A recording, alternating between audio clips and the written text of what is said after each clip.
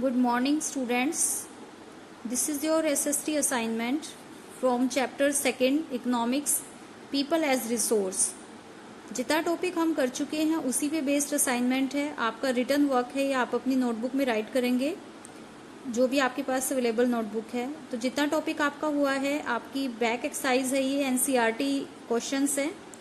सो इनमें first question है, what do you understand by people as resource. People as resource से आप क्या समझते हैं? तो people as resource is a way of referring to a country's working people in terms of their existing production skills and abilities. ये मैं आपको समझा चुकी हूँ सारा टॉपिक. पीपल एज रिसोर्स क्या है? जो वर्किंग पीपल होते हैं किसी देश के, जिनके अंदर प्रोडक्शन स्किल्स और एबिलिटीज जो है वो एग्जिस्ट करती है. एक तरह से उसी को हम पीपल एज रिसोर्स कहते हैं. Second question, how is human resource different from other resources like land and physical capital. Production के 4 फैक्टर्स मैंने आपको बताए थे, तो वो एक रिसोर्स की तरह ही हैं. तो उनमें ह्यूमन रिसोर्स है वो कैसे अलग है लैंड और फिजिकल कैपिटल से. देखो, लैंड और फिजिकल कैपिटल फिक्स्ड रिसोर्स हैं, जबकि जो ह्यूमन रिसोर्स है वो इन दोनों रिसोर्स का यूटिलाइज करता है. तो 4 पॉइंट्स हैं इसमें, आप इनको राइट करेंगे. इजी पॉइंट्स हैं सारे. Human resource is different from land and physical capital because only human can use other resources. Second is only human resource is the living active and sensitive factor of production. बाकी जो other factors है वो इस तरह के नहीं होते हैं. Only human resource can think, analyse and take decisions. Human resources add to productive power of country. Next question, third, very important, what is the role of education in human capital formation. आपको समझा चुकी हूँ कि human capital formation में education का क्या role है. बहुत इंपॉर्टेंट रोल है, बहुत सिग्निफिकेंट रोल प्ले करती है एजुकेशन, वाइटल रोल प्ले करती है, क्योंकि education help the humans to achieve and realise their full potential. Education ये रियलाइज कराती है कि किसी भी ह्यूमन के अंदर कितनी पोटेंशियल है, तो अपनी पोटेंशियल के अकॉर्डिंग काम करता है. और एक एजुकेटेड पर्सन एक अनएजुकेटेड पर्सन के कंपैरेटिवली अगर हम देखें तो ज़्यादा अच्छे तरीके से, ज़्यादा एफिशिएंटली वो उससे वर्क करता है.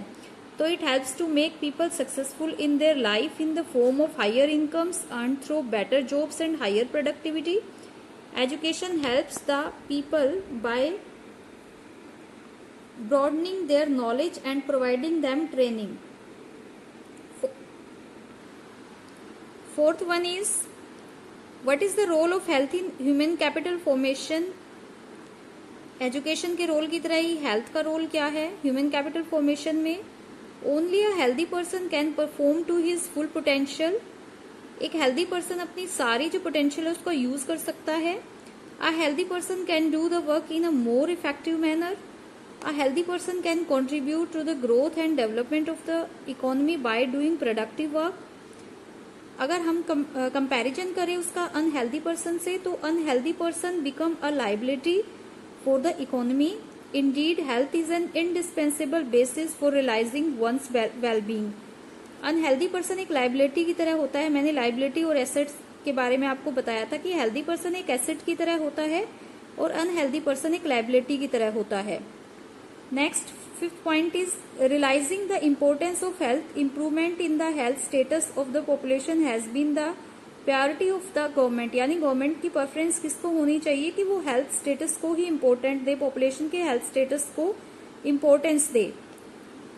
Fifth question is, what part does health play in the individuals working life. ये सिमिलर है बिल्कुल फोर्थ जैसा कि हेल्थ एक इंडिविजुअल की वर्किंग लाइफ में क्या रोल प्ले करती है. तो बहुत बड़ा रोल प्ले करती है. An unhealthy person can not work efficiently. If the body is healthy only then the mind can perform well. A healthy person is able to work harder and better, thus earning more and living a better life.